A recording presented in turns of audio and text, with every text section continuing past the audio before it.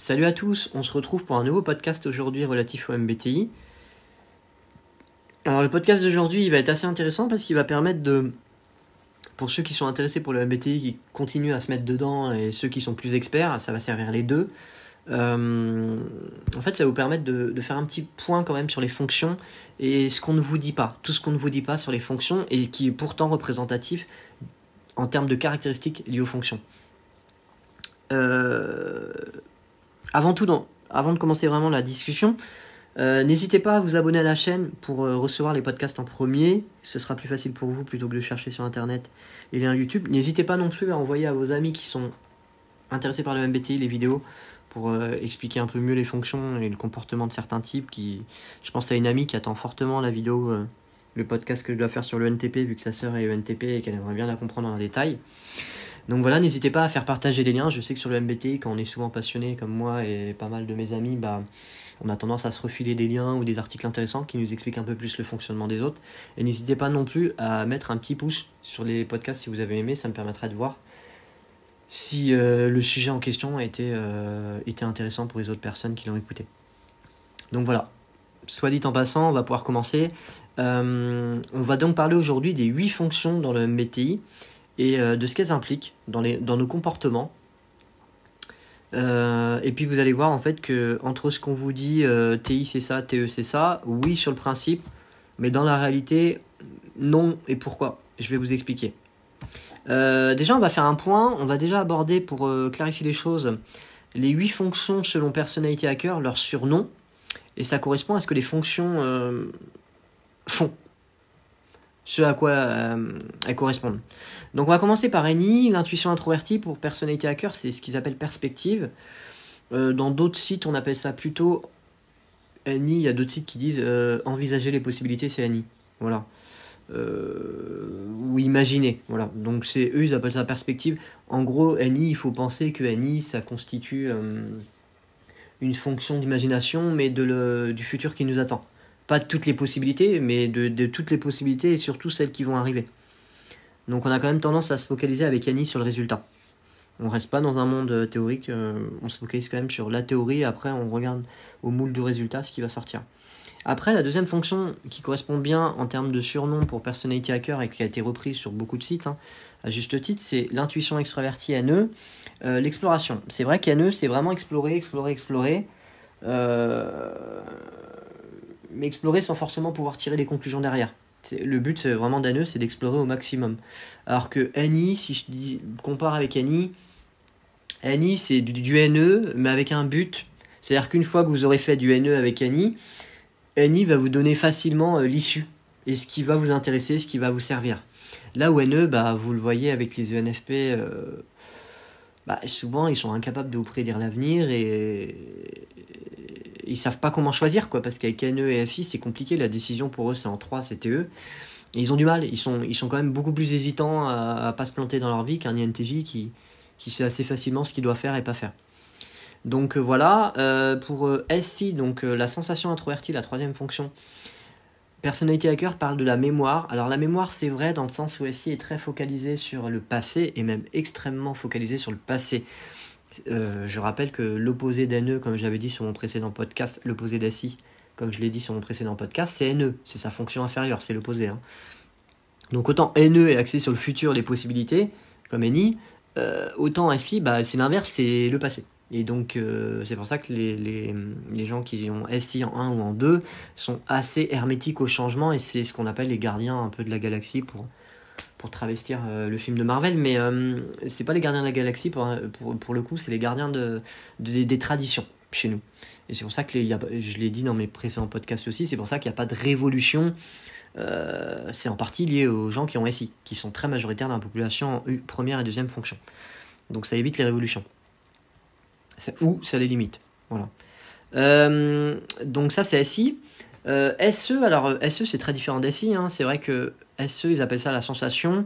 Personality Hacker, c'est aussi l'exploration qu'on entend, l'exploration par l'expérience. Oui, la sensation dans le sens où SE a un but, c'est d'explorer les choses, mais pas d'un point de vue intellectuel, d'un point de vue réel, dans le monde réel physique. Voilà. SE a beaucoup besoin de sortir, Moi-même, j'ai le problème en tant qu'INTJ où je me dis que je vais rester chez moi parce que j'ai autre chose à faire. Et mon SE1 me dit à un moment, bah sors, t'as envie de bouger, faire tel truc. Bah, c'est bien parce que j'ai SE en inf, parce que mine de rien, j'ai des amis INFP qui adorent rester en pleine cocooning chez eux. Moi, j'aimais beaucoup faire ça quand j'étais ado, hein, parce que j'étais dans ma période d'NITE. Mais maintenant que j'approche de la quarantaine dans quelques années et que le SE se fait beaucoup plus présent dans ma vie, c'est vrai que j'ai beaucoup plus besoin de sortir, d'être au contact dehors avec la réalité et de moins rester comme une ermite avec Annie quand vous êtes ado derrière votre PC. Donc SE, c'est vraiment la sensation, oui, c'est la recherche généralement. C'est l'exploration comme NE, hein, sauf que NE, c'est l'exploration dans toutes ses formes. Ça peut être, on le dit beaucoup, NE, c'est souvent des gens qui ont beaucoup voyagé. J'ai encore vu le cliché d'une UNFP que j'ai croisé la semaine dernière à une rencontre HP. Elle était vraiment dans le cliché de l'UNFP, quoi. C'est quelqu'un qui avait visité tous les pays. Et dans ces cas-là, c'est vraiment un NE quoi. Les UNFP, ils peuvent avoir tendance à avoir visité énormément de cultures. Là, on en parlait avec une amie qui est INFJ. L'INFJ, l'INTJ, on peut faire ça avec Annie, mais on n'a pas besoin de se déplacer dans toutes les cultures pour comprendre les cultures et donc avoir le retour de ce qu'elle nous apporte. C'est ça aussi, Annie, c'est de la prévisualisation. Donc en fait, vous êtes capable de vous projeter à la place d'une personne qui n'est pas comme vous et donc de vivre tout ce qu'elle vit et donc de retirer de ce bénéfice. Là où NE a besoin, vu que c'est une fonction extravertie, d'être au contact humain réel. Et c'est d'ailleurs pour ça que pour le confinement et les couvre-feux, c'est assez compliqué pour des gens qui ont NE parce qu'ils ne peuvent pas nourrir leur intuition extravertie. Là où quand vous avez Annie, vous pouvez nourrir votre Annie toute la journée. Même quand je suis en interaction au boulot avec des collègues, je passe mon temps à nourrir Annie. Parce que j'observe constamment et mon cerveau pense à plein de choses à la fois que je constate là matériellement et que je ne constate pas là matériellement mais qui sont ailleurs dans ma tête. Donc c'est vrai que là-dessus, NE, c'est... On va dire que SE, c'est vraiment l'exploration physique d'un point de vue physique. NE, ça peut être visiter beaucoup de pays dans le cliché. Mais SE, ça va pas forcément être l'exploration, ça va plus être les contacts physiques. Voilà, c'est un peu différent. SE, ça va plus être les sports mécaniques. Par exemple, dans la F1, il y a beaucoup de pilotes qui ont SE en 1 ou en 2. Kimi Raikkonen, ISTP, SE en 2. Lewis Hamilton, hein, je connais pas spécialement ces types-là, mais je les connais vite fait. A priori, Lewis Hamilton, de ce qu'on voit de lui, c'est un ESTP à 10 000%. Il est très dans le bling-bling, très riche. Il n'a pas de problème à montrer son argent, il est assez provocateur. Voilà, on est dans un ESTP typique et le ESTP, c'est quand même SE d'homme. Vous voyez Kimi Raikkonen, SE en 2, ISTP. La F1 reste, les sports mécaniques de manière générale restent l'apanage d'SE. Il y a une petite exception que je voulais vous évoquer avec vous, c'est Sébastien Loeb. Sébastien Loeb qui est ISTJ à 10 000%. Alors il est loin du cliché de l'ISTJ à lunettes et voilà, comme quoi il y a une diversité dans le type. Et c'est aussi ce qui est intéressant dans le MBTI, c'est de nous apprendre que finalement chaque type, ok, SI ça implique ça, mais pour autant vous avez aussi des exceptions et tous les SI ne sont pas comme ça. D'ailleurs moi je suis juriste de formation et on nous apprend toujours dans le droit que l'exception vient confirmer la règle. Donc pour moi il est normal qu'il y ait des exceptions, ça me choque pas. Il n'y a pas de règle universelle sans exception, heureusement d'ailleurs. Mais c'est vrai que Sébastien Loeb par contre c'était un des rares pilotes avec SI. Les pilotes avec généralement les ISTJ, en tout cas ceux qui ont SI qui sont ISTJ, aiment bien les sports, notamment les sports automobiles. Vous avez l'exemple avec François Fillon, l'ex-premier ministre français, qui est, je crois qu'il est responsable à l'heure actuelle à la FIA de la commission automobile ancienne ou quelque chose comme ça. Enfin, il est passionné par les automobiles anciennes. Donc vous voyez le rapport avec SI, sport et en plus automobile ancienne. Voilà, ça veut pas dire que SI ne s'intéresse pas aux automobiles nouvelles, hein. Mais là pour le coup on est vraiment dans le cliché de son SI et de ce que ça implique. Sébastien Loeb, donc c'est un vrai ISTJ. C'est rare dans le monde du rallye en fait. Il avait une sortie de route par an pour une douzaine de rallyes. Là où la plupart des pilotes à l'époque, je pense à Jari-Matti Latvala qui sortait sur de la route, Kimi Raikkonen quand il a fait des rallyes qui sortait aussi de la route assez fréquemment, Sébastien Ogier aussi. Et ben eux ils avaient SE et ça se voyait parce qu'en fait quand vous avez SE notamment en rallye, vous avez moins de régularité. Alors ils étaient capables sur des spéciales d'atomiser les temps les pilotes qui avaient SE parce que quand SE marche bien, c'est très performant, mais à la fois le problème d'SE aussi c'est l'inconstance et l'impulsivité et dans ces cas-là il sortait de la route des fois plusieurs fois dans plusieurs rallyes ce que Sébastien Loeb c'était sa caractéristique de l'époque, il sortait, on le savait en moyenne il avait une sortie de route par an, ce qui était très rare. Voilà, les autres pilotes en avaient beaucoup plus Donc vous voyez, au niveau des fonctions, il y a quand même des différences et on le voit. Je vous donne l'exemple du rallye parce que je voulais en parler sur mon précédent podcast et j'ai oublié. Mais c'est vraiment quelque chose d'intéressant à étudier. D'ailleurs, les fonctions nous impliquent tellement que pour Sébastien Loeb, si on continue sur lui avec SI en tant qu'ESTJ, ça explique pourquoi Sébastien Loeb, là, depuis une dizaine d'années, il a lâché le rallye pour faire plein d'autres choses différentes. Parce qu'il avait atteint justement NE, son inf, à l'âge qu'il avait, la quarantaine. Je sais plus quel âge il a, mais il était proche de la quarantaine ou il les a dépassés. Peut-être dépassé vu l'âge qu'il doit avoir maintenant. Mais en fait, le pace peak de Sébastien Loeb avec le record du monde de battu, les tests en F1, les tests en rallye raid, et les tests en rallye cross à l'époque où il a fait plusieurs manches du championnat du monde. Tout ça, c'est le NE de Sébastien Loeb, où c'est un gars, Loeb, qui a fait pendant toute sa vie le rallye. Le rallye, c'est extrêmement séquentiel, hein. Faut préparer les spéciales, il y a des vidéos, il faut écrire les notes sur chaque virage. Enfin, c'est loin d'être un sport qui n'est pas fastidieux, loin de là. Et du coup, Loeb était excellent là-dedans parce qu'il y avait son SI qui était de très haut niveau et parce que c'est quelqu'un d'extrêmement intelligent. Donc en plus, son SI, il l'a poussé dans les limites. Donc SI, vous pouvez avoir un résultat maximal, mais sans prendre le risque maximal. C'est la grosse qualité d'SI. Donc voilà, donc là pour le coup vous voyez on voit des différences entre SE et NE. SE, bah exemple la F1, hein, il y en a eu beaucoup de pilotes qui avaient SE dans ces types de sports, et puis le rallye, et puis Sébastien Loeb l'exception. ISTJ, pour le coup on voyait un pilote qui sortait qu'une fois de l'année, contrairement à ceux qui avaient SE qui sortaient beaucoup plus de la route. Et voilà ce que ça implique en termes de différence. Soit, dit en passant, la parenthèse étant fermée. Donc SE, c'est vraiment plus les sensations physiques, comme je vous l'ai dit, sport automobile, ça peut être le karaté, ça peut être les sports extrêmes, ça peut être la moto. Le SE aussi aime bien la moto en général. Voilà. Après, ça ne veut pas dire que tous les motards ont SE, vous voyez bien ce que je veux dire, je ne fais pas de raccourci. Je veux juste dire que quand vous avez SE en fonction importante, 1 ou 2, bah, vous allez avoir tendance quand même à avoir ce côté-là qui est important chez vous. Après, on aborde le FI. Donc FI, c'est l'authenticité pour Personality Hacker. L'authenticité, oui, ça correspond assez à FI, oui, c'est l'authenticité. C'est-à-dire que FI, on cherche avant tout l'honnêteté dans les rapports entre individus. On n'aime pas la manipulation. C'est plus facile de manipuler, d'oser ne pas dire la vérité à quelqu'un quand vous avez FE parce que vous voulez pas le blesser, que quand vous avez FI, même si vous voulez pas le blesser, vous allez vouloir être profondément honnête avec lui, donc ça peut poser des problèmes. Donc c'est l'authenticité, c'est assez vrai. Et c'est d'ailleurs, je vous expliquerai sur plusieurs podcasts comment reconnaître dans une description de profil sur internet, sur les sites de rencontres, quelqu'un qui a FI, et ben vous le voyez, vous voyez authenticité tout le temps dans la description de A jusqu'à Z. Moi-même, quand je me présentais sur les sites, je privilégiais vraiment dans ma description de mettre que je cherche des gens authentiques et honnêtes et que je ne cherche pas de menteurs en fait. Je m'en fiche que les personnes ne soient pas parfaites. En tant qu'INTJ, j'apprécie avant tout l'authenticité et la sincérité chez les gens. Si les gens sont là pour me balader, ça m'intéresse pas. 1, parce que je le vois rapidement, et 2, parce que je trouve que les rapports sont plus simples quand la personne est honnête, même si elle n'est pas parfaite. Ça n'empêche pas que FI s'attache avant tout à l'honnêteté d'un individu et son authenticité, ce qui fait qu'il est unique en fait. Donc FI, c'est l'authenticité pour Personality Hacker. Après, FE, donc sentiment extraverti. Oui, j'ai pas dit. FI, c'est sentiment introverti, et FE, donc on est sur le sentiment extraverti. FE, ça, pour Personality Hacker, c'est l'harmonie. Bon, ça a été repris dans beaucoup de sites, puisque c'est assez vrai. On peut pas contredire qu'FE recherche l'harmonie. C'est aussi pour ça qu'on dit qu'FE peut plus manipuler qu'FI, parce que c'est vrai que FI, ça nous fait chier de mentir. C'est compliqué pour nous, ça nous embête. Et en fait, FE, bon, bah voilà, mentir si c'est pour rendre service à la personne en face, c'est moins douloureux. Donc voilà, FE, oui, effectivement, c'est l'harmonie, mais je vais vous expliquer pourquoi aussi dans ce podcast, c'est pas tout à fait ça, et idem pour FI. Faut pas croire qu'FI ne cherche pas l'harmonie. Donc voilà, 7e fonction, pensée introvertie, bah, la précision, pas besoin d'expliquer pourquoi. Et pensée extravertie, TE, l'efficacité. Donc je vous avais dit sur les précédents podcasts, attention de bien se souvenir, notamment pour Raoult, ce que ça impliquait la différence entre l'efficacité et la précision. Je l'ai dit aussi sur mon podcast sur les INTJ et la rigidité.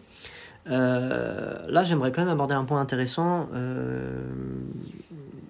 Donc déjà pour TITE, un point que je voulais aborder quand j'avais abordé Steve Jobs sur l'INTJ et le fait qu'il était clairement INTJ, ni ENTJ, ni ENTP, c'est tout simple en fait. Si Steve Jobs était ENTP, ça impliquait qu'il était I. Et s'il a TI, ça impliquait qu'il était plus intéressé par pourquoi que est-ce que ça marche. Voilà. C'est vrai que TI, ça se focalise sur pourquoi. Comprendre comment ça fonctionne. Qu'est-ce qui fait qu'on a ce schéma-là. Ok. c'est comment ça fonctionne. Alors que TE est plus focalisé sur ça fonctionne. Est-ce que ça fonctionne? Le résultat. La pensée est orientée vers un but avec TE, là où avec TI, elle suffit elle-même. TE, il va blâmer le manque d'efficacité, là où TI va blâmer le manque de précision. D'ailleurs, c'est intéressant parce que moi qui ai une très bonne amie ING avec qui on parle beaucoup, on se rend bien compte que finalement elle a TI par rapport à moi. Moi je m'en rends compte parce que même dans son discours, ce que j'apprécie chez elle, c'est son souci de la précision dans sa manière de s'exprimer. Là où moi en tant qu'INTJ, j'ai tendance avec TE à plus me focaliser sur le résultat et à donc dans la forme à être un peu moins, même beaucoup moins beau dans la forme qu'elle, parce qu'elle va tout le temps privilégier une forme avec un maximum de précision dans ce qu'elle dit, de nuances. J'essaye en tant qu'INTJ de mettre de la nuance autant que possible, mais c'est moins facile pour moi pour l'INFJ qui, de par son combo de fonction, le fait naturellement. Donc voilà, pour Steve Jobs, vraiment, pour ceux qui le connaissent, on sait très bien que c'est quelqu'un qui était obsédé par l'efficacité. D'ailleurs, tous ceux qui le connaissent savent qu'il disait est-ce que ça marche? Oui, non, dégage. C'est comme ça que ça se passait avec Steve Jobs. Quelqu'un qui a TI, le but pour lui, c'est pas de jeter quelqu'un parce que ça marche pas. C'est quand même de comprendre le système et c'est de le comprendre quoi. C'est pas le but. Le but ça vient après, une fois que le système est assemblé pour TI. Qu'est-ce qu'il peut en faire? Donc c'est vrai que pour Steve Jobs, j'avais donné cet exemple et j'ai un autre exemple que j'ai oublié de vous donner pour clôturer le débat là-dessus. On parlait de l'ENTJ, je vous avais dit qu'il est resté dans une maison. Bon, certes, qui valait cher, mais qui était assez sobre. C'était pas quelqu'un qui vivait dans le luxe. Et je vous avais dit que s'il était vraiment ENTJ, c'est quelqu'un qui aurait quand même vachement abusé du luxe et claqué son argent, comme tous les ENTJ. Et ben en fait, par rapport à ça, TI, TE, donc il y avait l'histoire, on voit bien que Steve Jobs avait TE et non pas TI, par rapport à son fonctionnement et ce qu'il recherchait dans l'efficacité. Mais aussi, attention, TI peut rechercher l'efficacité, notamment chez l'INTP, mais c'est une fois qu'il a établi son résultat. Voilà. C'est là où on peut vraiment dire Steve Jobs c'est du TE, c'est parce qu'il n'était obsédé par l'efficacité que dès qu'il commençait un projet et qu'il était intéressant. La question c'était, ok, c'est innovateur, mais est-ce que ça marche? Non, ça marchera pas, on laisse tomber. Voilà. Parce que l'INTJ, l'innovation, elle vient d'ENI, l'efficacité, ça vient de TE chez nous. Donc on combine les deux quand on mène un projet. On veut de l'innovation, on n'est pas forcément dans du SI, on veut en tant qu'INTJ avoir quelque chose d'innovant parce que notre cerveau sort des choses innovantes. Il n'aime pas le classicisme, je déteste le classicisme, je déteste être un mouton et ça me va vite fait mais c'est pas une vie pour moi. Mais parce que j'ai Annie justement qui me guide à faire d'autres choses. Mais pour autant, après Annie, ce qu'il regarde c'est est-ce que ça marche. Et dès le début du projet, Steve Jobs était obsédé par est-ce que les choses sont efficaces. Donc à partir de là, on sait qu'il n'est pas ENTP. Et puis pour l'ENTJ, j'avais un exemple très intéressant que j'ai oublié de vous dire dans le podcast concerné. Et c'est quand même un exemple important pour ceux qui connaissent les ENTJ. Est-ce que vous avez déjà vu Steve Jobs sur son temps libre en costard-cravate tout le temps? Non. Est-ce que vous avez déjà vu Macron sans costard-cravate? Là oui, vous l'avez vu en polo faire des trucs sur TikTok vite fait. Pour dire aux gens d'aller se faire vacciner, que c'était pas grave le vaccin. Ok, mais en général, Macron, vous voyez qu'il est tout le temps en costard-cravate. C'est pas que lié à la fonction présidentielle.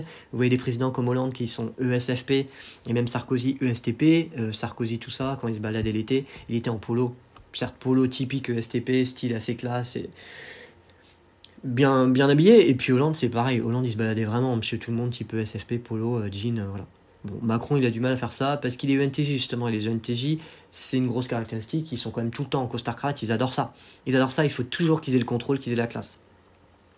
D'ailleurs, on parlera du coup de TE et de FI et de ce que ça implique dans ce podcast aussi. Il n'y aura pas que TI, TE et les autres problèmes avec FI, FE. Ce que ça implique tout simplement, c'est que les personnes qui ont TE en DOM, comme Macron, président de la République, sont obsédés par le contrôle parce qu'ils ont TE en DOM, mais ils sont aussi obsédés par le contrôle parce qu'FI en INF implique qu'ils ne contrôlent pas leur monde interne. Et donc TE, c'est le contrôle externe pour eux. Ils compensent avec leur contrôle externe le fait qu'ils n'ont aucune confiance dans leur monde interne, les ENTJ. Et ça, c'est une discussion intéressante que j'ai eue avec mon ami INTP. C'est quelque chose de très intéressant à comprendre chez eux, qui explique beaucoup de choses. Et qui explique l'affaire Benalla avec Macron, où ça a duré des mois, où n'importe quel président l'aurait limogé, Benalla, ils auraient arrêté de lui parler. Et lui, avec son FI1, il n'a pas pu s'empêcher de lui envoyer des textos que Benalla a republiés dans la PRS, alors qu'il était plus censé lui parler. Alors, en même temps, Macron, il dit que tous les gens, ils ont pas de boulot, c'est leur faute, ils changent pas de trottoir, c'est des feignants et tout ça. Mais un mec comme Benalla, qui s'est fait griller plusieurs fois, qui a dépassé la limite et les bornes, il lui parle pendant 6 mois comme s'il en était, alors que c'est scandaleux. En tant que président, vous avez on va dire quand même des comportements à avoir au niveau de votre garde rapprochée qui doit être implacable, irréprochable. Et finalement, Benalla était loin d'être irréprochable. Toute la presse le révélait tous les jours et puis il continue à parler avec lui. Ça, clairement, on voit que c'est FI1. Parce que moi, je peux vous dire qu'en tant qu'INTJ, je suis président de la République, je mets fatalement des amis ministres, parce que je vais mettre des gens efficaces. Je sais qu'il y a des gens qui seraient très bons dans leur domaine, donc je vais pas mettre des gens qui sont nuls. Contrairement à ce que font beaucoup de gens, les gouvernements, ils interchangent. Par exemple, Elisabeth Borne, elle est au ministère du Travail, elle connaît pas grand-chose au travail. Elle était plutôt spécialisée en transport, mais on l'a fait au ministère du Travail. On se demande en quoi elle est compétente pour être au ministère du Travail. Elle est compétente pour gérer les affaires courantes, puisque c'est clairement pas une travailliste. Mais moi, honnêtement, INTJ, président de la République, je mets la meilleure personne à chaque poste. Parce que c'est comme ça que je fonctionne. Donc j'aurai clairement des amis où je vois déjà qui je mets au ministère de la Justice, ministère du Travail, ministère du Sport. Ouais, je mets les meilleurs dans leur domaine. Des gens qui sont vraiment spécialistes. Je mets pas des débutants, quoi. Donc voilà, et ça explique pourquoi Macron il a eu ces problèmes-là dans son quinquennat. Ça explique aussi pourquoi il a le fameux en même temps, que la presse a beaucoup évoqué avec lui, où c'était en même temps, je fais ci, mais je fais ça. Bah oui, mais c'est le FI1. Le FI1 fait qu'à un moment, le gars il va vous dire un truc, mais il va pas le faire. Parce qu'il a pas de valeur. FI1, c'est je fais ça. FI, c'est vraiment je sais que j'ai envie de faire ça, je vais faire ça, maman, je ferai pas médecin, quoi. Tu auras beau m'obliger à faire médecin, je ne ferai pas médecin parce que ce que je dois faire, c'est là. Je le sais, c'est ça. Ça, c'est FI. Mais quand vous avez FI en 1, c'est une de mes ex, d'ailleurs, qui était ESTJ, elle est tout le temps retournée vers le gars avec qui elle a eu la plus grosse relation. Et je lui disais tout le temps, mais tu te rends compte que tous les étés, tu pars en vacances avec lui et que toute l'année, tu passes ton temps à dire que ce mec-là, il est horrible, qu'il est moche maintenant, qu'il a vieilli, que t'as plus rien à faire avec lui. Et tous les étés, je peux parier millionnaire que tu repars en vacances faire du trekking avec lui à la montagne. Évidemment, puisque le STJ, elle peut pas se faire des vacances tranquilles, elle est obligée de faire 30 km à 2000 mètres d'altitude tous les jours. C'est comme ça qu'elle fait des vacances. Mais du coup, voilà. Et elle me disait tout le temps, mais non, je vais pas retourner avec lui, tu te rends pas compte, là, c'était vraiment la dernière fois. Et en fait, c'est là que je me suis rendu compte que vraiment, les STJ, ils sont incapables de se rendre compte de leur propre schéma. Alors, les ENTJ peuvent être très bons, comme Macron, pour manipuler les gens, et parce qu'ils voient assez facilement, rapidement, même les schémas des gens et comment les faire avoir ce que vous voulez. Mais le STJ, ça fait 8 ans qu'il retourne avec son ex en vacances, et lui, il va vous dire qu'à chaque fois, il y a une raison qui explique cela, mais que honnêtement, il n'est pas dans un schéma où il retourne toujours avec son ex, parce que pour lui, il y a à chaque fois des raisons qui expliquent pourquoi chaque année, il est parti avec. Mais il oublie forcément la raison principale, quoi, qu'il n'a pas lâché l'affaire. Ça, c'est très drôle avec le STJ, bah ouais, c'est le FI1, fou. Émotionnellement, c'est des enfants de 4 ans, ils ont beaucoup de mal à avouer qui ils sont, et à comprendre leurs émotions et leurs schémas, quoi. Bref, passons. Donc voilà, les 8 fonctions pour résumer sur Personality Hacker. NI, perspective. NE, exploration. SI, la mémoire. Donc on appelle ça aussi le passé dans d'autres sites. SE, la sensation. FI, l'authenticité. FE, l'harmonie. TI, la précision. TE, l'efficacité. Voilà. Alors, ayant résumé un peu ça, on va continuer sur les fonctions avec un graphique que j'ai vu qui est assez intéressant, qui résume les fonctions dans leur diversité, et après on attaque les différences, et pourquoi ce que vous dit le MBTI n'est pas forcément vrai, et qu'il faut être nuancé, vraiment en termes de distinction de fonctions, et pas si rigide. Donc en fait, SE, sur le site en question, c'est un site anglais qui dit c'est de l'adrénaline junkie. C'est vrai que SE, c'est vraiment ça, c'est l'adrénaline junkie. Ça résume bien SE. Ils aiment la vitesse, ils aiment les drogues, ils aiment le sexe. Alors après, ça c'est généraliste, ça veut pas dire que tous les SE aiment le sexe et sont obsédés par ça, mais c'est dans l'idée, ils aiment les sensations fortes. Ils sont bons dans les sports, ils vivent sur le moment, et le résumé, ils disent que SE, ça se résume avec ce qui est. Ce qui est, c'est tout. C'est l'opposé d'Annie ou ce qu'on ne voit pas, Annie. Vous voyez SI, donc sérieux et à l'heure, toujours préparé, suit les règles, emploie la technique seulement éprouvée et a une bonne mémoire. Et ça, SI le résume par ce qui était. Donc voilà, ça c'est vraiment un mémo qui est très intéressant parce que je le trouve très fidèle à la réalité. Alors NE, ils disent, c'est souvent TDAH. Effectivement, ceux qui ont NE en 1 et en 2, vous remarquerez que la plupart des TDAH se constituent chez cette catégorie de la population. Inventif, explorateur, vous fait rire, bon pour reconnaître les patterns, donc les schémas, et bon pour voir le potentiel. C'est aussi pour ça que le NTP voit le potentiel avec TI dans la technique et l'amélioration de la logique et des systèmes, un peu comme l'INTJ, alors que le NFP finalement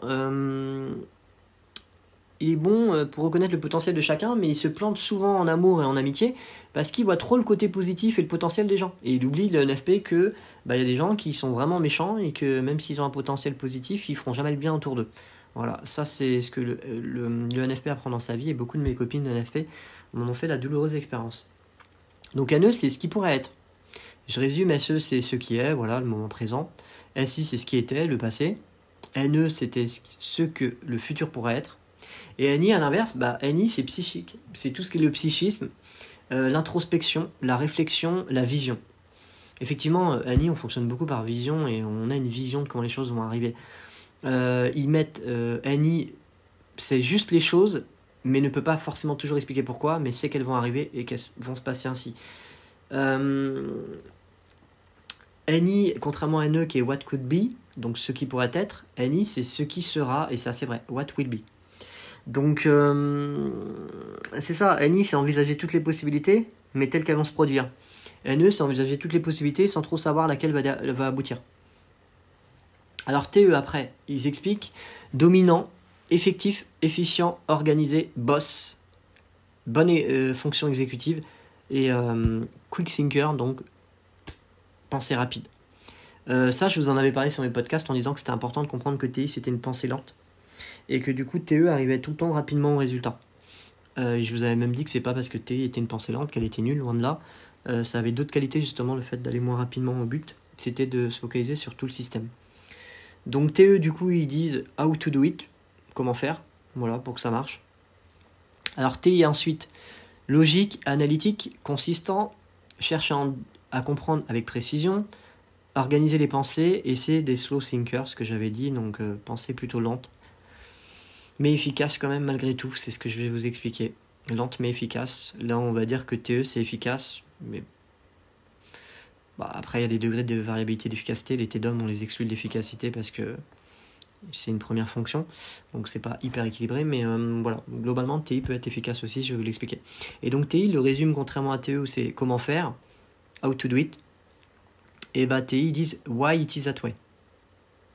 Pourquoi ça se passe comme ça, le comment. FE donc accommodant, compassion, aidant, harmonieux, émotionnellement connecté à vous et les autres, et sans vos sentiments. Et c'est what we value, donc ce que nous avons en commun. C'est vrai que finalement, FE, quand il est touché par une chose et qu'il pleure, j'en parlais avec des amis INFJ, il pleure, mais pas pour les mêmes raisons qu'FI. C'est ça qui est drôle. FE, c'est vraiment, j'avais vu sur un descriptif relatif à FE, ce que ça impliquait. Il disait, FE, c'est... je comprends ce que tu ressens, mais en tant qu'être humain, nous sommes tous unis dans cette émotion, empathie. Là où FI, c'est je ressens littéralement ce que toi tu ressens, ça m'invoque la même émotion, et je suis donc triste parce que je vis le moment autant que tu le vis. Voilà, donc c'est très intéressant la différence d'ailleurs entre les fonctions, c'est magnifique. À voir en termes d'humain ce que ça implique. C'est très joli. Donc voilà, c'est ce que nous avons en commun, FE. Là où FI, c'est ce que j'ai, ce que moi je valorise. Donc FI, authentique, valeur, orientée valeur, conviction, comprend et régule ses propres émotions et pas ceux des autres. Et du coup, résumé, ce que moi je ressens, ce que je mets en valeur. Donc résumé pour ce autre graphique, le FI le résume par what I value, ce que je peux mettre en valeur. FE, what we value, ce que nous avons en commun, ensemble. TI, c'est pourquoi ça marche comme ça. TE, c'est comment faire. NI, c'est ce qui sera. NE, ce qui pourrait être. SI, ce qui était. Et SE, ce qui est. Voilà, là vous avez un bon résumé des fonctions et c'est assez précis. N'hésitez pas aussi dans le podcast à regarder les descriptifs de mes podcasts parce que j'ai écrit pas mal de choses relatives aux descriptifs pour vous résumer le podcast à chaque fois. Et il m'arrive notamment sur le dernier podcast d'avoir vraiment rajouté des pavés pour mieux expliquer le podcast en résumé pour ceux qui voudraient vraiment avoir une trace écrite de ce que je vous ai dit par oral. Ça, c'est intéressant aussi. Donc pour les podcasts, n'hésitez pas quand même à regarder la description parce que j'ai une amie INFJ qui me dit c'est un podcast, j'ai pas regardé. Et je lui dis mais en fait c'est bête, les questions que tu me poses, elles sont dans... Il suffit de voir la description et je réponds à tes questions mais t'as même pas regardé. Et elle me dit oui mais parce que c'est un podcast. Ouais, moi même un podcast, je déroule le petit truc, c'est sur YouTube. Si je les publie sur YouTube, c'est pas pour rien, sinon je mettrais sur des trucs de podcast et je m'en mettrais pas. Donc voilà, n'hésitez pas, normalement sur chaque podcast que je publierai, il y aura des petites infos qui permettront de résumer un peu le podcast et d'avoir peut-être ces données-là. Donc n'hésitez pas à regarder quand même de temps en temps. Donc on va commencer avec du coup ce que je voulais vous dire. Maintenant qu'on a fait un bon point d'une demi-heure sur les fonctions, ce qu'elles impliquent, on va parler maintenant des points qui ont justifié ce podcast. Alors, on va commencer avec TI. L'idée, elle m'est venue en fait de mon ami INTP, justement, parce qu'au début, je lui expliquais ce que moi j'avais compris de TI, ce qui distinguait de TE, que la logique chez eux était subjective, alors que nous, c'est objectif. Et puis en fait, elle me disait, mais n'importe quoi, c'est pas du tout subjectif chez nous, il n'y a pas plus objectif qu'un INTP, je comprends pas ce que tu me dis. Et puis elle me démontrait par A plus B que j'avais tort. Alors, effectivement, il y a une chose qu'il faut que vous compreniez, c'est que TE, quand on dit que c'est objectif, c'est les faits, quoi. Si les faits ne sont pas manipulés, comme à l'heure actuelle avec le Covid, où on a quand même tendance à utiliser les faits à géométrie variable, quand une statistique nous arrange, on dit qu'elle est bien, et qu'il faut faire ça, et quand elle ne nous arrange pas, on dit qu'en fait elle est fausse. Voilà, c'est un peu le problème du Covid depuis 1 an et demi d'ailleurs. Donc il faut vraiment se méfier des stats. On leur fait dire un peu tout et n'importe quoi. C'est pour ça que généralement, vous regardez les gens qui sont critiques généralement sur le Covid, dans la gestion, les scientifiques, ça a été quand même des INTJ ou des INTP, type Raoult et Fouché, parce que justement l'INTP il a beau maîtriser les statistiques, mais il ne croit pas les statistiques sur parole. Il vérifie vachement que la statistique en tant que telle est fiable, duplicable, valable. Donc elle me disait ça au début, mais non, nous on privilégie la logique, tu te rends pas compte. Et c'est vrai que moi en tant qu'INTJ, j'ai beaucoup été attiré au cours de philosophie par la philosophie kantienne, donc INTP, Kant, comme les 3/4 des philosophes INTP, INTJ ou NFJ, pour la plupart. Et puis en fait, je trouvais que Kant était d'une précision, d'une justesse, d'une objectivité. Et c'est vrai que du coup, je ne voyais pas trop le rapport avec TI qui est censé être subjectif. Alors je vous explique cette petite nuance pour ceux qui ne la connaissent pas. En fait, effectivement, c'est pas faux quand ils disent que TE est objectif, mais c'est aussi un peu faux, dans le sens où c'est objectif parce que si les faits sont là, qu'ils sont avérés, que ce ne sont pas des fake news, que les faits externes à l'individu, TE c'est vraiment ça, c'est je te montre que la voiture là, elle est rouge, donc elle ne peut pas être noire. Bah, le gars de TE, logiquement, il se couche, elle est rouge, là on voit qu'elle est rouge, bah, il ne peut pas affirmer autre chose, elle est devant lui, elle est rouge. Alors que si le gars qui a TI, elle n'est pas rouge pour lui, et que c'est dans sa tête, vous avez beau lui montrer la voiture, il va vous dire je m'en fous, j'en ai rien à foutre. Parce qu'en fait, TI c'est le sujet qui valide en fait les faits. Donc en fait, c'est pour ça qu'il y a une différence. Quand on dit que TI c'est subjectif, c'est que c'est le raisonnement par l'individu qui est ATE, donc un INTP par exemple, qui va permettre à l'INTP de voir qu'il se trompe ou qu'il ne se trompe pas. Si vous lui envoyez du TE à l'INTP, il s'en fiche. C'est TI qui filtre. Donc en fait, les faits, lui, il est sceptique. C'est comme Descartes. Les faits, même si vous lui dites les faits, ils sont là, ils sont avérés, il doute même de la véracité des faits qui sont devant lui, l'INTP. Donc c'est dans ce sens-là qu'on dit que c'est subjectif, et pas dans le sens où ça ne cherche pas l'objectivité, loin de là. Les INTP sont très bons pour être objectifs et chercher la précision avec une objectivité maximale. Mais c'est qu'en fait, c'est une démonstration. Dans la démonstration, quand vous avez quelqu'un qui a TE comme moi, l'INTJ, je pense avoir raison, j'ai vérifié dans tous les sens, je suis sûr d'avoir raison.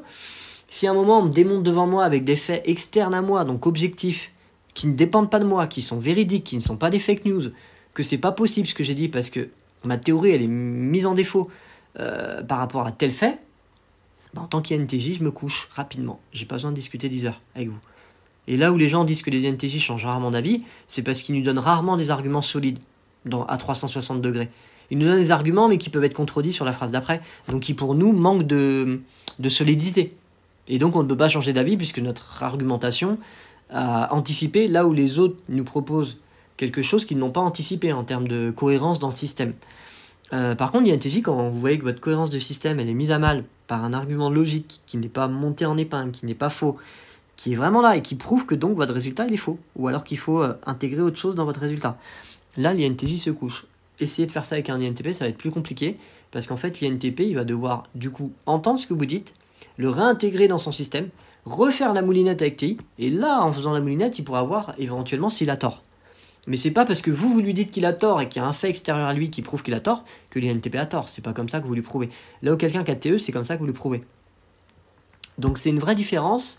Je le vois bien avec mon ami, finalement INTP, INTJ, je ferai sûrement un podcast pour expliquer les points communs et différences parce que c'est un combo qui est assez magique ensemble. Et puis je vois bien que finalement, on pense exactement la même chose sur beaucoup de sujets. Donc si elle était subjective et moi objectif, on pourrait pas être d'accord. On pourrait pas être d'accord. Là où par contre, la logique est plutôt subjective, moi je voudrais plutôt que c'est FI. FI cherche clairement une logique subjective. Et c'est d'ailleurs pour ça que quand vous envoyez des faits qui sont incontestables, on ne peut pas ne rapporter la preuve contraire du pur TE, l'INFP il vous écoute pas en fait, il en fait qu'à sa tête. C'est comme disait mon ami INFP, oui j'entends bien ce que tu me dis, mais si moi j'ai le ressenti que tu te fous de ma gueule, tu te fous de ma gueule.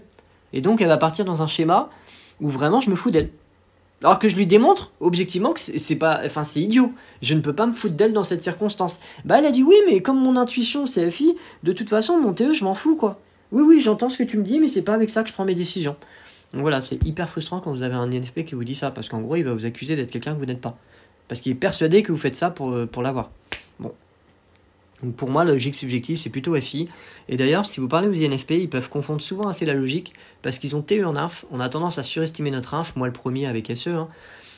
Même si je suis quand même très... J'ai pas tendance à surestimer mon SE, faut pas déconner non plus. Hein. Mais oui, c'est vrai que les INFP, souvent vous leur parlez, bah déjà il y en a beaucoup qui se voient INTJ, ça c'est assez rigolo. Il y en a quand même pas mal qui se voient INTJ, je vois mal quand vous êtes INFP, comment vous vous trouvez INTJ, c'est que vous êtes vraiment à côté de la plaque. Parce qu'auquel INTJ, il a un FI généralement assez fort qui cache. Donc il y a une vraie sensibilité, mais la logique, la façon de prendre sa vie, de diriger sa vie quand vous êtes... Ouais, la façon de diriger sa vie quand vous êtes INFP, elle n'est pas du tout la même que quand vous êtes INTJ. Hein. Donc voilà, ouais, c'est assez rigolo parce que finalement les INFP, ils vous sortent souvent. Oui, j'ai beau avoir TE en inf, mais je suis quand même extrêmement logique. Non, va pas dire que t'as SE en inf et que t'es extrêmement bon dans la maîtrise d'SE, quoi. Tu le maîtrises comme quelqu'un qui est en inf et qui est proche de la quarantaine. C'est-à-dire mieux qu'à 20 ans, mais c'est pas ouf non plus, quoi. Et moi, je suis bien placé pour savoir, puisque j'ai ma mère qui a SE en DOM, mon frère qui a SE en DOM, et ils utilisent pas du tout SE comme moi, ils ont même honte de moi quand j'utilise SE. Parce que c'est utilisé chez moi d'une manière très particulière par rapport à eux. Quand je dis honte, hein, c'est pas des trucs de dingue que je fais, mais c'est des trucs qu'ils ne feraient pas, quoi. Donc voilà. Donc finalement, non, première chose que je voulais dire sur TI, c'est vraiment objectif. Certes, c'est subjectif parce que c'est ce qui compte plus, c'est ce qu'ils expliquent dans le bouquin de Myers-Briggs. Son fils, Peter, qui est ENTP, il me semble, reprend les 20-30 années d'études de sa mère dans son bouquin sur la compréhension des types de personnalités avec le MBTI. C'est un bouquin qui est assez technique, mais qui est très intéressant en termes d'échantillonnage sur les types et ce qu'on peut apprendre des études de sa mère et ce que ça avait donné. Et lui, il explique que finalement, TI, et c'est lui qui a raison, bah, TI, en fait, c'est le sujet qui crée le raisonnement, c'est pas les faits. Et ça explique pourquoi on dit que c'est subjectif. Pour TI, ce qui compte, c'est sa logique interne. D'où le mot de subjectif, qui est pas vraiment adéquate, mais c'est plus une logique interne, ça c'est vrai. Vous triez tout dans des petites cases et vous classez tout dans une logique qui vous est propre. Alors que TE, c'est une logique externe, et c'est pour ça que quelqu'un qui a TE, vous le voyez assez facilement à son bureau, puisque ceux qui ont TE, on organise les bureaux assez facilement de la même manière, d'une manière assez objective, qui ne change pas en fonction de l'individu. D'ailleurs, c'est très marrant, parce que j'ai vu, en parlant de ça, de TI, j'avais mon meilleur ami de fac, enfin de lycée, je me suis rendu compte de ça, qui était INTP. J'ai passé un bac L, littéraire. En fait, c'est drôle, parce que les INTP, du coup, ils écrivent pas de gauche à droite. Normalement, ils écrivent un peu partout sur leur feuille. A4, ils vont remettre un truc en haut, puis ils vont mettre le truc là, puis ils vont remettre là. Donc ça, c'est vraiment du TI. A priori, j'en ai parlé à une amie qui est INTP. Oui, l'INTP a tendance à écrire comme ça, il écrit pas de gauche à droite. Hein. Il va vous écrire le truc, et puis sa page, il quadrille toute la page en A4. Voilà. C'est très particulier. Oui, mais parce que c'est une logique qui est interne. Là où quelqu'un qui a TE, on va tendance à avoir les choses organisées de la même manière à peu près, quoi, selon un schéma assez objectif. Donc en fait, pour TI, premier amalgame, TE objectif, TI subjectif, faux. TI cherche vraiment l'objectivité, la logique la plus pure. TE aussi. Mais la différence, c'est que oui, c'est subjectif dans le sens où c'est le sujet qui crée le raisonnement et donc la déduction. Ce n'est pas l'effet externe à lui, puisqu'il est sceptique des faits, qui ne le concernent pas. C'est Descartes, hein, c'est je doute de tout, sauf de Dieu d'ailleurs, Descartes, hein, on lui avait reproché ça à l'époque, mais bon, dans le contexte c'était justifiable. Mais bon, Descartes il dit je doute de tout. Donc même si tu montres des faits, je vais douter des faits en face. Donc ça, premier point sur le TETI que je voulais aborder. Et le deuxième point qui n'est pas des moindres, je voulais aborder le fameux problème de TETI, efficacité, précision. Certes, TI cherche la précision parce qu'il se focalise plus sur le pourquoi du comment de comprendre tout le système et non pas sur un résultat prédéfini ou particulier. Pour autant, il faut faire très attention à ça parce qu'en fait, et je vais vous donner des exemples perso. Donc mon ami INTP avec qui on a des discussions de dingue, je vois à quel point elle est objective dans sa manière de voir les choses. Elle est très juste. Donc j'ai pas du tout l'impression d'avoir affaire à quelqu'un qui est pas subjectif, qui est subjectif. Mais pour autant, je vois aussi qu'elle cherche l'efficacité. Je reprends en fait l'article INTP INTJ de Personality Junkie, qui est très intéressant, où donc l'article dit si vous posez une question complexe sur un problème complexe et que vous attendez une réponse rapide, si vous la posez à un INTP, je le dis de mémoire parce que je ne l'ai pas en tête l'article, je ne l'ai pas devant moi, l'INTP sera pas capable de vous répondre là rapidement, parce que TI ça demande du temps, ça nice tout, et sans raccourci. Donc il dit l'INTP, pour lui il y aura trop de variables à calculer, trop de variables à intégrer avant de vous donner une réponse avec certitude. Ça revient à ce que je vous ai dit dans le podcast sur l'INTP. Pourquoi ? Parce que l'INTP est vraiment câblé pour détecter les erreurs logiques, vraiment de logique. Et c'est d'ailleurs sur ces EEC, disait Dario Nardi, qu'on remarque que l'INTP, il active vraiment les zones dédiées à la logique. Dans sa façon, dès qu'il réfléchit, il active dans son cerveau les zones consacrées à la logique, la précision. Donc ça explique pourquoi il voit tout de suite un manque de logique. Mais ça explique aussi pourquoi il a du mal à affirmer les choses tout de suite, là d'un coup, qui devraient être, parce qu'il analyse d'abord les choses qui ne sont pas bonnes et pourquoi. Il a un raisonnement très précis. Mais il commence par ce qui est faux. L'INTP pour arriver par ce qui est vrai. Alors que l'INTJ, il commence par dire c'est faux parce que je sais ce qui est vrai et c'est ça. Donc c'est faux. Vous voyez, c'est un peu inversé. L'INTJ est aussi bon que l'INTP pour voir les erreurs de logique, mais parce qu'il a déjà le résultat final avec NITE. Donc du coup, il voit aussi, quand vous savez ce qui va arriver, vous savez aussi ce qui est faux. Et ce qui serait complotiste et ce qui ne l'est pas. Voilà. Donc voilà, donc c'est intéressant parce qu'au final, on se rend compte quand même que oui, il y a une différence là-dessus. Il y a une différence, mais quand même, là où on dit que TE cherche l'efficacité, il serait faux de croire que l'INTP n'est pas efficace. Donc je donne un exemple, c'est qu'en fait avec mon ami INTP, je me rends compte quand elle parle qu'on est très d'accord sur les choses. Donc si elle cherchait pas l'efficacité, elle me dirait qu'elle s'en fout de ce que je lui dis. Et aussi parce que sur mon précédent poste au travail, donc je me suis rendu compte, c'est ça qui est rigolo, j'ai remplacé une personne qui était INTP. Donc elle a changé de poste après 20 ans sur le poste, et moi j'ai remplacé en tant qu'INTJ. C'est très rigolo parce que du coup elle m'a donné l'organisation de sa semaine, parce que c'était un poste qui était très très surchargé, donc on ne pouvait pas se permettre de prendre du retard. Donc comment elle avait organisé ses jours, qu'est-ce qu'elle faisait tel jour, tel boulot à faire, l'organisation, elle m'avait donné des tableurs Excel avec toutes les infos dont j'avais besoin. Et en fait, moi je suis arrivé sur le poste, je me suis dit waouh, c'est un super travail qu'elle a fait la nana. Certes, ça faisait 20 ans qu'elle était là, mais moi en tant qu'INTJ qui suis réputé l'innovateur perfectionniste, j'ai pas trouvé grand chose à redire à son poste. Et je l'ai organisé à ma façon, parce qu'il y a des choses où en tant qu'INTP par exemple, elle faisait un peu tous les jours de doctrine, là où moi c'était des trucs qui étaient un peu qui me coûtaient de l'énergie, donc je préférais bloquer 2 jours dans le mois et faire que ça. Ça c'est vraiment le côté Annie, où des fois quand il y a un truc qui nous embête, on n'est pas très à l'aise, on préfère bloquer une journée que de faire ça, perturber toutes les 2 minutes, c'est très difficile pour Annie. Vraiment quand ça nous embête. Après quand le truc on maîtrise, Annie il peut être perturbé, ça pose pas de problème. Mais quand vraiment on a du mal, laissez-nous du temps quand même isolé pour faire que ça, et pas qu'on fasse 10 choses à la fois. Donc finalement c'est assez marrant parce que certes elle était sur le poste depuis 20 ans, mais j'ai quand même trouvé un poste qui était très très bien organisé. Très bien organisé, et moi je me dis ça en ayant TE en 2 quand même, donc je suis quand même pas mauvais pour m'organiser, loin de là. Et je trouvais que c'était très très bien organisé, les tableurs Excel, ça marchait du feu de Dieu, c'était très juste. Ouais, honnêtement pour moi c'était un poste qui était très bien optimisé, j'ai changé des choses, mais parce qu'après, voilà, en ayant Annie avec TE, il y avait une manière d'organiser mon poste qui était différente, parce que je pouvais toujours trouver un tout petit truc de manière à optimiser, là où elle avait peut-être pas vu, ou elle s'en foutait parce qu'elle en avait peut-être pas besoin, tout simplement avec TI, c'était pas utile pour elle dans sa semaine d'optimiser ce point-là, alors que moi j'étais un peu obsédé par optimiser certains points qui étaient des gains marginaux mais qui m'aidaient dans ma semaine, parce que mis bout à bout ces gains marginaux assemblaient un meilleur contrôle pour justement la charge de travail qui était assez élevée et que je pouvais pas faire déraper.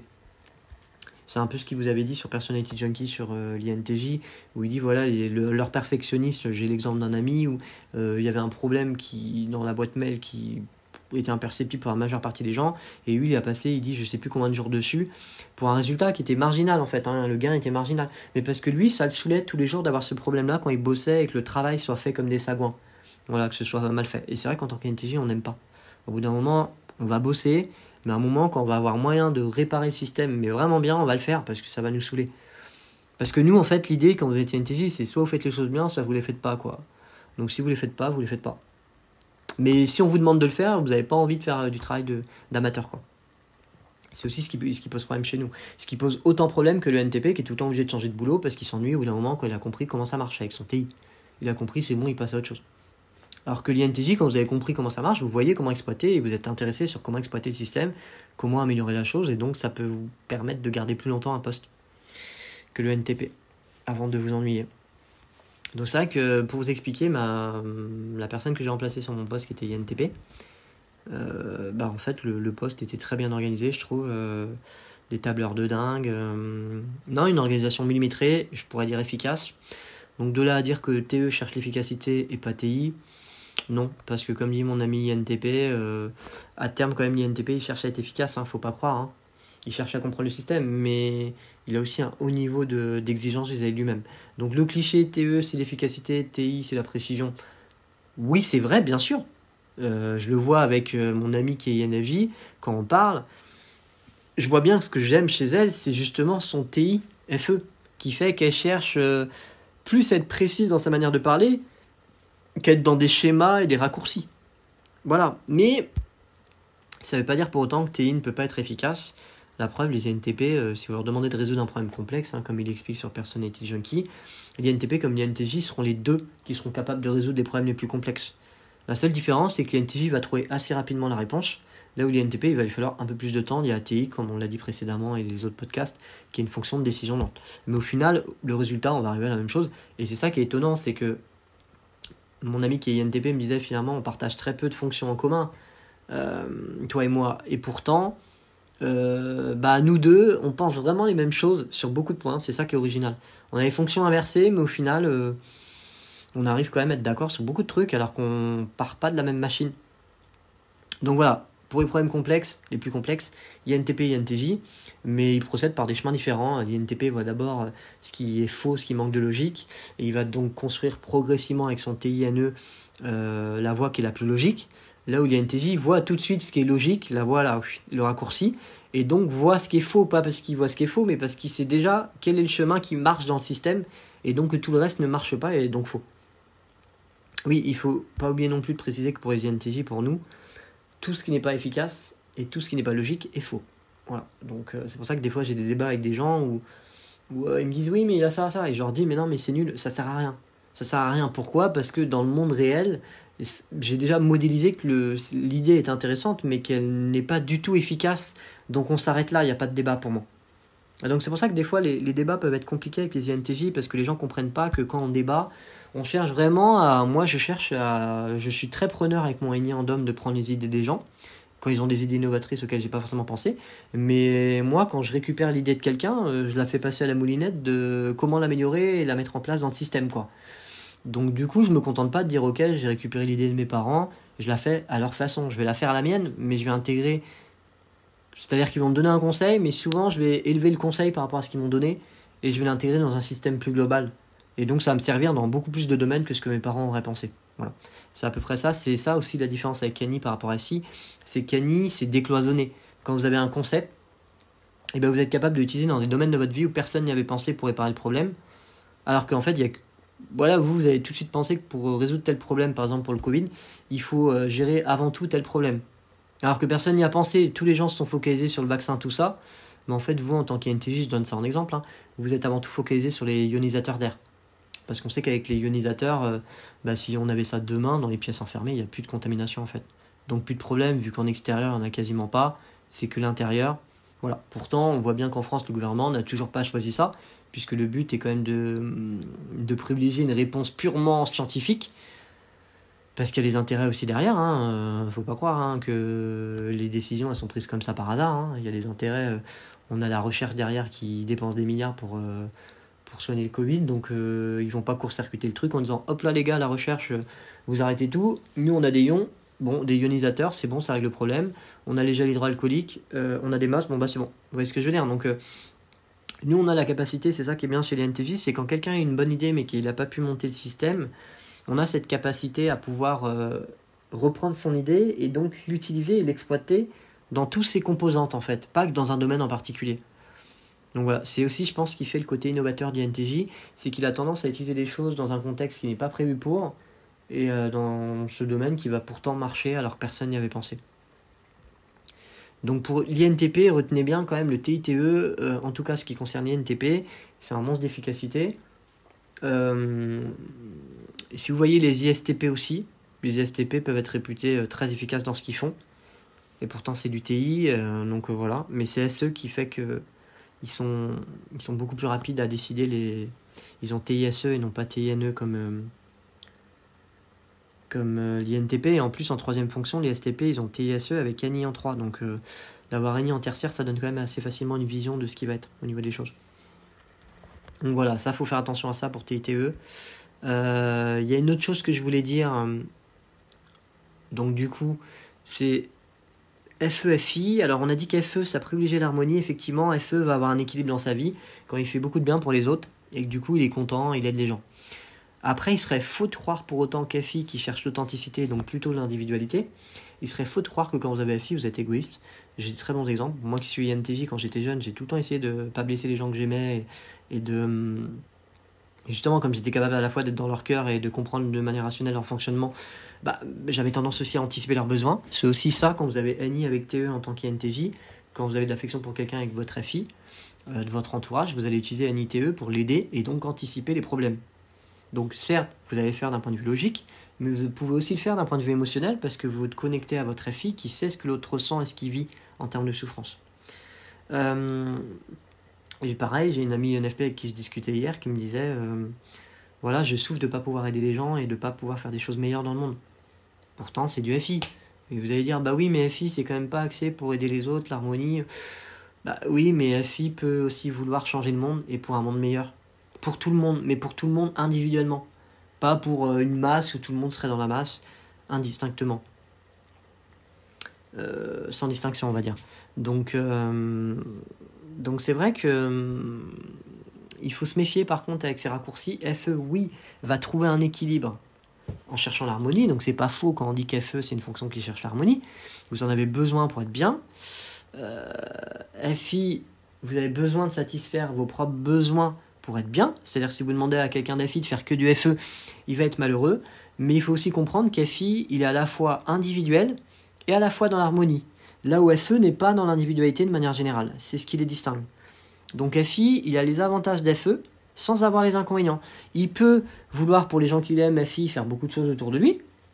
Je prends l'exemple de ma mère, qui est ESFP, elle a FI en 2. C'est pas du tout quelqu'un d'égoïste. Et pourtant, elle a FI.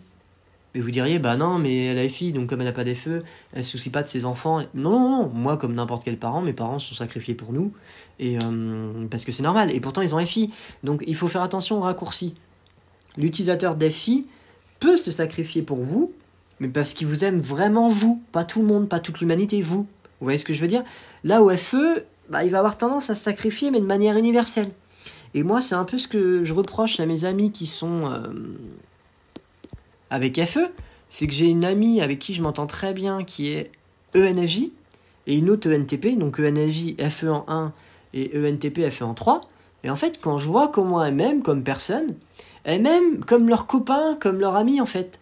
En fait, vous n'avez pas l'impression d'être un individu unique avec FE. Ça peut être dérangeant, pas chez l'INFJ, parce que je ne ressens pas ça chez les INFJ, mais vraiment avec l'ENFJ, l'ENTP, vous avez vraiment l'impression qu'en fait, quand vous regardez bien, il vous parle comme à tous ses amis. Il vous emploie les mêmes mots que tous ses amis, il a la même affection pour vous que tous ses amis. Là où par contre, clairement, quand vous avez FI, vous avez vraiment des gradations de comportements affectueux en fonction des personnes que vous aimez. Et c'est là que vous voyez la différence avec FI. FE, il va être... c'est pour ça que mon ami ENFJ me disait souvent que certaines personnes croyaient qu'elle voulait sortir avec. Parce qu'elle était tellement gentille. Généralement, quand vous faites ça et que vous avez FI, c'est que vous êtes amoureux de la personne. Et en fait, non. FE, il peut faire ça à quelqu'un dont il n'est pas amoureux, et à même 7 personnes comme ça. Alors qu'FI, il va pas faire ça à tout le monde. Donc voilà, il y a des amalgames sur les fonctions, il faut faire très attention à ça. Donc du coup, attention, FE cherche l'harmonie, oui, mais FI cherche à satisfaire ses besoins, mais aussi quand il aime les gens, FI cherche à satisfaire les besoins des autres, puisqu'il est capable de se projeter à la place des autres. Donc FI, c'est un peu ce que je vous ai dit qu'il faut résumer, il a les avantages de FE sans les inconvénients. Donc c'est pas que de l'individualité et pas privilégier l'harmonie FI. Par contre, le FI qui privilégie pas du tout l'harmonie, comme dans toutes les fonctions, c'est le FI qui est en DOM. Le FI qui est en DOM, le plus important, c'est de privilégier son harmonie interne.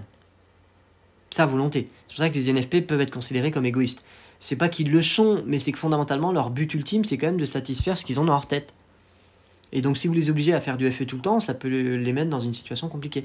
Je pense à une amie INFP qui dans sa famille est la seule FI et tout le monde tourne en FE, elle passe pour quelqu'un d'égoïste. Parce qu'FE n'étant tellement pas conscient de ses besoins, tout le monde se sacrifie pour tout le monde dans sa famille, et c'est bien, mais FI sait trouver la limite entre ce qui est bon comme sacrifice et ce qui est mauvais pour lui, qui le rendrait malheureux. Voilà, c'est quelque chose qu'il faut terminer là-dessus. Donc voilà, après je voulais aborder la différence NI-NE, donc j'en ai un peu parlé déjà. Finalement, NI-NE, alors dans la tête des gens, NI c'est un peu de l'autiste, parce qu'on est focalisé sur un seul truc et allez hop, peu importe ce qu'il y a derrière, on fonce, on paraît assez obsessionnel vis-à-vis des autres sur certains sujets. Et puis NE par contre il est tout le temps dans la nouveauté. Alors ça c'est vraiment un cliché, comme je vous ai dit, NE c'est l'exploration, mais pour autant, faut quand même dire que oui c'est l'exploration, mais comme je vous ai expliqué tout à l'heure au début du podcast, NI c'est l'exploration mais en ayant toujours la vision de ce qui va arriver. Donc vous avez une imagination des possibilités avec NI, et vous avez facilement une idée de ce qui tombe. Alors qu'avec NE, souvent les ENFP ils sont un peu bloqués, NE en DOM, ils vont vous dire je sais pas quoi choisir pour mon boulot. Je sais pas quoi choisir parce que j'aime tout. NE c'est aussi le problème quand ils sont dans la vie active. Alors vous voyez, moi je vais vous faire un autre podcast sur les différents types MBTI et comment les reconnaître justement sur des sites de rencontres, parce que j'ai vu des annonces où c'est tellement cliché qu'on voit que la personne est tel type et qu'elle n'est pas en tout cas le type qu'elle dit, ça se voit tout de suite. Et NE, c'est, vous allez voir, la nana elle a un doctorat en biochimie, elle a fait métier de la mode, elle a fait chirurgien, elle a fait plasticien, enfin elles peuvent faire plein de domaines différents en fait. C'est des gens qui avant de se trouver parce que leur SI il est en inf, ils vont essayer de tout tester en fait. Là où moi par contre, en tant qu'INTJ avec NI en DOM, assez jeune, j'avais une idée de là où je devais aller. En tout cas, pour une bonne partie de ma vie, pas pour toute ma vie, mais pour au moins les 10 prochaines années quand j'étais jeune, je savais que j'avais envie de m'insuffler dans tel domaine, d'aller à plein dedans. Là où mon frère ENFP avait du mal à savoir ce qui lui plaisait vraiment en fait, parce qu'il avait besoin de tout tester, et on en revient à ce que je vous ai dit dans le podcast sur la rigidité de l'INTJ ou pas. C'est aussi le mode P et le mode J. L'individu qui fonctionne en mode P, il a besoin par définition de tester, il apprend par erreur. Là où les types J, on n'apprend pas forcément par erreur. On apprend en prévisualisant avant la chose et en voyant ce qui pourrait nous convenir, mais on n'a pas forcément besoin de tester dans le monde réel pour être sûr que ça nous plaise ou pas. Je vous en avais parlé, c'est une grosse différence. Et là c'est un peu pareil, NE, oui c'est l'exploration, NI c'est envisager les possibilités, mais c'est plus comme je vous ai dit au début du podcast, NI ce qui sera, et NE ce qui pourrait être. Donc en fait, NI, vous avez une capacité à voir tout le monde tel qu'il pourrait être, mais vous allez trancher avec ce qui sera. Voilà. C'est un peu comme, oui, NI, c'est du NE comme fonction, mais qui tranche. Là où par contre NE, il explique bien sur Personality Junkie que les gens qui ont NE sont souvent dans l'indécision du fait d'NE, parce qu'à chaque fois qu'ils ont une nouvelle info, ça remet en question leur stabilité avec NE. Leur conclusion précédente. Là où il explique très bien que chez les INTJ et les INFJ, quand on a NI, chaque nouvelle idée s'assemble dans le système et donne un peu plus de cohérence au système. Elle ne sabote pas pour autant votre système. Elle le renforce en règle générale. Parce que vous êtes capable de voir que oui, telle idée, elle est peut-être différente par rapport à votre plan d'origine, mais elle ne court-circuite pas votre plan d'origine. Bien au contraire, vous pouvez l'exploiter, cette idée-là. Et ne pas tout remettre en question. Donc là-dessus, la différence NI-NE, il faut faire attention à ça parce que finalement, moi je vois, j'ai une amie ENFP avec qui je parle beaucoup et finalement on se rend compte en tant qu'INTJ et ENFP que notre NI-NE est très similaire. La seule différence c'est que mon NI me donne plus de certitude sur la vie et les choses que pour elle, mais finalement en termes de possibilités, de vision possible, de perception sur les choses et tout, elle se rend compte que mon NI il est aussi diversifié qu'elle. Et voilà, NI, c'est avant tout envisager les possibilités concrètes, toutes les possibilités, après de voir les possibilités qui sont concrètes, et donc d'exclure les possibilités fantaisistes qui vont rester dans le monde de NE. NE, ça va être les choses exploratrices. C'est bien pour ça d'ailleurs que si vous regardez la plupart des sites internet, normalement sur Personality Junkie, ils en parlent, sur Personality Hacker, ils en parlent, sur 16 personnalités, ils en parlent aussi. C'est aussi pour ça que les INTJ, à juste titre, sont considérés comme des encyclopédies dans des domaines très très variés et opposés les uns aux autres. Moi, je suis capable d'être calé sur plein de sujets. Déjà, je suis capable d'être calé sur plein de sujets où je connais des gens qui sont spécialistes ingénieurs là-dedans depuis 20 ans et ils connaissent pas ce que je viens de leur apprendre, alors que c'est leur domaine de spécialité et que c'est pas le mien. Ça m'arrive assez fréquemment, et ils sont surpris de savoir comment je peux savoir tout ça, alors que c'est pas mon domaine et que je travaille pas dedans et que même leurs collègues le savent pas. Et à l'inverse, je suis aussi capable de connaître des choses en tant qu'INTJ, c'est pour ça qu'ils parlent d'encyclopédie souvent pour les INTJ, dans des domaines, et ça c'est lié à NI, qui sont vraiment très opposés les uns aux autres. Donc autant la plupart des gens ont tendance à être calés dans certains secteurs en particulier, autant moi en tant que INTJ, l'avantage c'est que je suis calé dans des domaines totalement opposés les uns aux autres. Je peux être très calé en politique, je peux être très calé en psychologie cognitive, je peux être très calé dans le domaine logique, dans le domaine juridique, dans le domaine philosophique, je peux être très calé aussi dans le domaine scientifique, bien que je ne sois pas scientifique de formation. Finalement, NI, il serait faux de penser qu'NI se focalise sur 3 choses dans sa vie et qu'au final, on part sur ça. Non, NI se focalise un peu comme NE sur toutes les choses, parce qu'NI, c'est aussi réconcilier les paradoxes, donc toutes les choses qui a priori ne vous sont pas utiles, vous sont utiles avec NI. Donc ça donne une soif de connaissance inestimable, comme les NE DOM d'ailleurs, quand vous avez NI en DOM. Là-dessus, on est exactement pareil. La seule différence, c'est qu'après NI, ce qu'il va être capable de créer par rapport à NE, c'est une fois qu'il aura engorgé tout ce que NE a engorgé, il va être capable, NI, de tirer la convergence de tous ces éléments qui a priori sont opposés, ce qu'ils ont en commun, et quelle est la cause racine. C'est vraiment ça que vous cherchez quand vous avez NI, la cause racine de toutes, qui unit toutes les causes. Donc vous pouvez finalement, en tant qu'INTJ, et c'est ça qui est assez frustrant avec les gens qui débattent avec les INTJ, c'est que l'INTJ va souvent plier le débat parce qu'en fait il va être capable de connecter une chose qui n'était pas du tout associée au débat et de vous montrer en quoi cette chose-là prouve que vous avez tort. Et du coup les gens s'y attendent pas. Généralement ils s'attendent à être combattus sur des domaines qu'ils maîtrisent. Alors que l'INTJ va vous dire, bah ouais mais en fait t'as oublié que tel truc, c'est le corollaire de ce que tu dis, et donc que ça met en porte-à-faux ce que tu dis, et donc que tu as tort à cause de ça, parce que tu n'as pas été au bout de ton raisonnement, et si on va au bout, ça c'est ça, donc la logique implique ça, et ça. Et c'est aussi ce qui fait chier les gens quand ils parlent avec des INTJ. C'est que moi, on m'a souvent dit des fois que j'essayais d'embrouiller les gens pour avoir raison. Mais en fait, je m'en fiche d'avoir raison. Vraiment, en tant qu'INTJ, on s'en fout d'avoir raison. Ce qui nous rend obsessionnels, c'est de dire des choses qui seraient fausses. Donc moi, je suis le premier à dire à mes amis, attention, si des fois ça m'arrive de dire des bêtises, corrige-moi. Surtout, corrige-moi. Me laisse pas dire des bêtises. Je m'en fiche, j'ai pas d'ego à nourrir. Le but, c'est que je veux dire la vérité, point. Et c'est une grosse différence entre les INTJ et les INTP. Et les INJ, des fois. Pour l'INTJ, il n'y a qu'une vérité universelle. On a tous des avis particuliers, moi le premier, mais je peux ne pas aimer quelqu'un et reconnaître en étant objectif, c'est quelqu'un, par exemple, j'aime pas tel maire, mais je peux reconnaître qu'objectivement, il a totalement transformé la ville, mais pourtant, j'aime pas du tout sa personnalité, pour moi, c'est un sale type. Voilà, c'est comme ça. Et pour moi, c'est 2 choses différentes. Là où la plupart des gens, s'ils n'aiment pas ce gars-là, ils vont dire que en tant que maire, il a fait n'importe quoi. Alors qu'en fait, c'est pas la réalité. Ça se trouve, il a fait beaucoup de choses qu'il faut reconnaître, qui sont bien, et on peut pas dire le contraire. Donc les gens confondent les deux. Pour l'INTJ, il y a une vérité objective, et vous cherchez constamment à vous rapprocher de cette vérité objective qui ne dépend pas de vous, et il y a votre vérité subjective. Alors que moi, j'avais le débat avec une amie qui est INFJ, qui, pour elle, c'est pas grave de chercher à débattre un peu de la vérité objective, parce qu'au final, elle dit, finalement, chacun a son avis. Mais pour elle, il n'y a pas d'avis universel qui s'appliquerait à tout le monde. Et bien en fait, en tant qu'INTJ, c'est pas du tout comme ça qu'on fonctionne, c'est un peu l'impératif catégorique de Kant.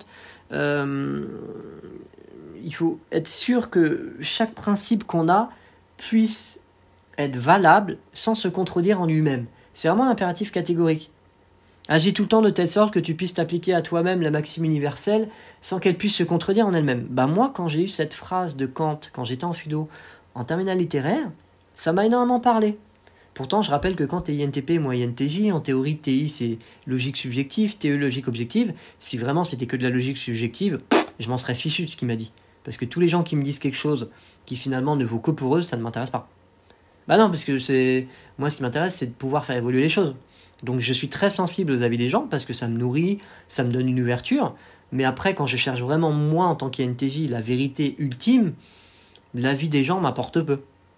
C'est l'avis qu'ils vont me donner qui va me guider vers une vérité qui est plus objective. Ça m'intéresse.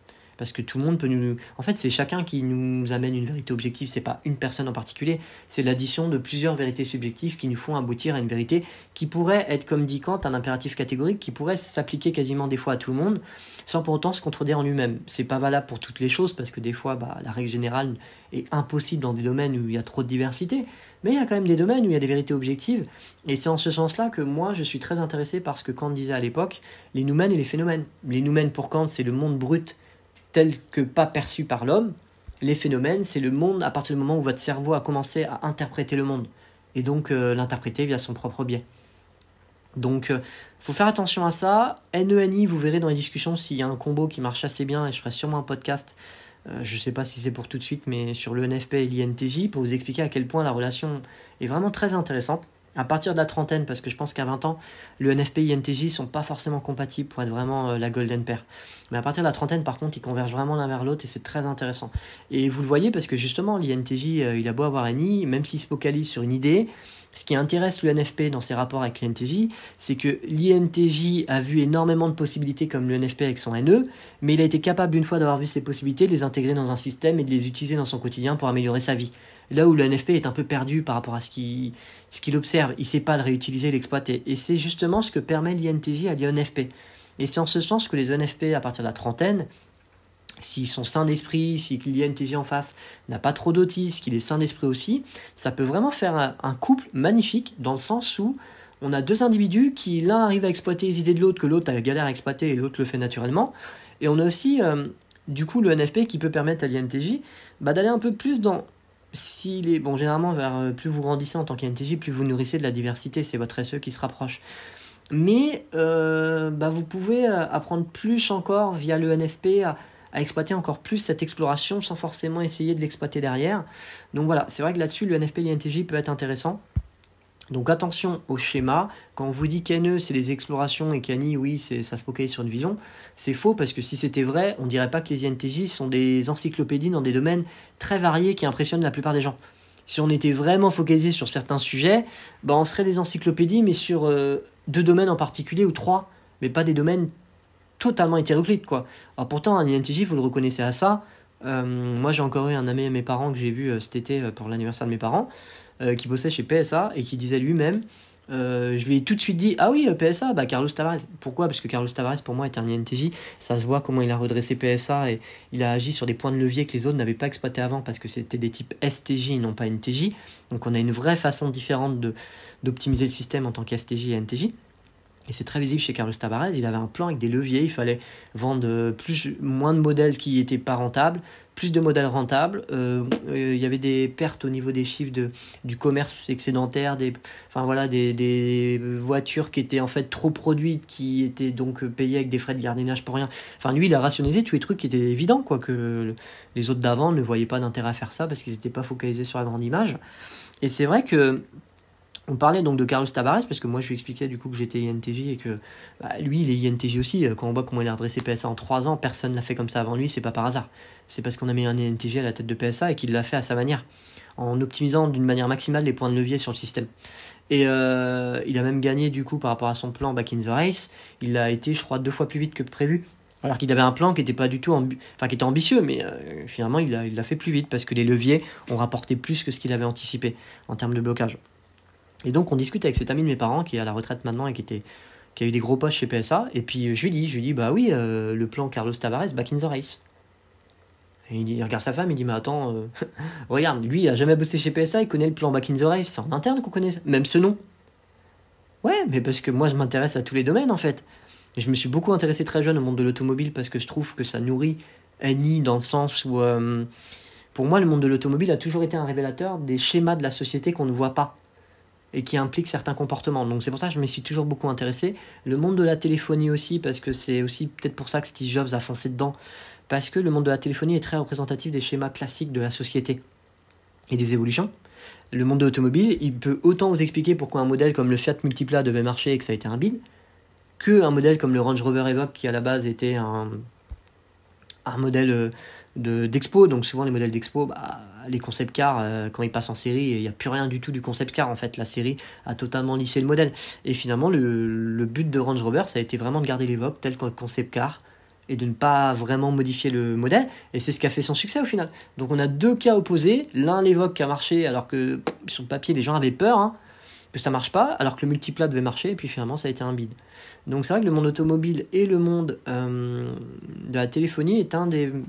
Voilà, en tant qu'INTJ, il y a des secteurs qui vous intéressent en particulier, parce que c'est des secteurs qui nourrissent votre ENI en termes d'évolution de la société. Bon, je n'ai pas besoin de rajouter que l'INTJ est toujours intéressé par généralement l'économie, tout ce qui est politique et psychologie, parce que ça permet de tout le temps ramener à ENI les points convergents. Mais c'est vrai que lui était impressionné parce qu'il dit mais attends, personne sans bosser chez PSA va me sortir le plan de Back in the Race, qui sait le plan, comment il a redressé le groupe, quand on n'y bosse pas en fait, parce que ça te concerne pas. Je dis oui, mais c'est intéressant parce que c'était de la nourriture pour moi ANI, pour plein d'autres choses. Donc en fait, il faut pas oublier que du coup le ANI en DOM, il va aussi chercher beaucoup de domaines qui a priori ne sont pas liés à un domaine en particulier. Par exemple, mon ex qui était ESTJ me disait tout le temps mais pourquoi tu t'intéresses à ça, ça sert à rien. Ça sert à rien pour toi parce que tu es ESTJ, mais moi comme j'ai la capacité à quand j'apprends beaucoup de choses à pouvoir exploiter les choses dans des domaines différents, ça me servira en fait.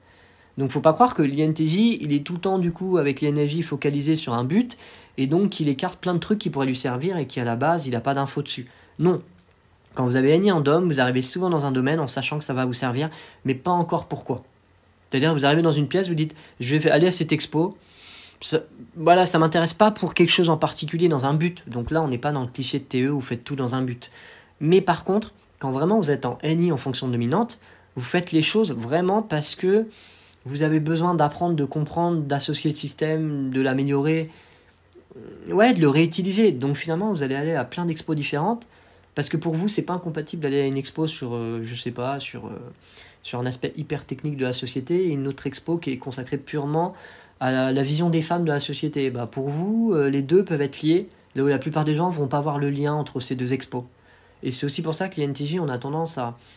Avec les INFJ, on est considérés comme les plus bavards des types introvertis, parce qu'on est capable tout le temps de connecter les systèmes entre eux, il n'y a pas de cloison chez nous. Il n'y a jamais de cloison. Donc grosso modo, une discussion avec un INTJ ou une INFJ, elle peut ne jamais s'arrêter. Et d'ailleurs, c'est très intéressant parce qu'avec mon ami INTP, quand on parle, les discussions ne s'arrêtent jamais. Mais elles s'arrêtent jamais. Elle s'arrête jamais parce que les deux nourrissent. Moi je la nourris et elle me nourrit, donc comme on a souvent les mêmes avis mais sous un angle qui est très intéressant parce qu'un peu différent, la discussion n'est pas capable de s'arrêter quand on se parle.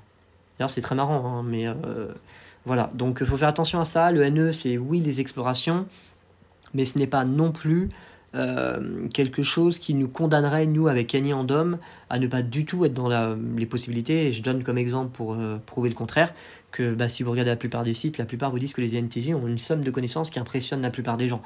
Donc si vraiment Annie était focalisé sur un ou deux trucs, on ne serait pas capable d'avoir des connaissances dans des domaines où normalement il n'y a que des spécialistes qui connaissent ça.